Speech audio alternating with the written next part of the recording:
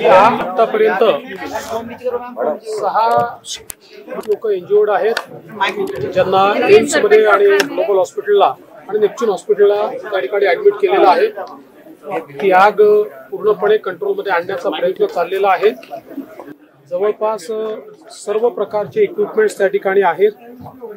NDRF, SDRF, TDRF अशा सगळ्या teams त्या ठिकाणी सातत्याने काम करत आहेत आणि आजूबाजूला कुठे ती आग पसरू नये, कारण इंडस्ट्रियल एरिया आहे, त्यामुळे त्याचा देखील प्रयत्न चाललेला आहे. सर, MIDC मधल्या अनेक ज्या कारखाने आहेत त्यांच्यावर काही कारवाई केली जाणार किंवा नवीन नियमावली काय बनवली जाऊ शकते? आता याच्यात नेमकं कारण काय होतं, काय व्हायोलेशन होतं का, या संदर्भात देखील माहिती घेतली जाईल आणि समजा जर काही व्हायोलेशन असेल तर त्याच्यावर कारवाई केली जाईल आणि अशा प्रकारचं व्हायोलेशन अन्य कुठे असू नये याची देखील पडताळणी केली जाईल.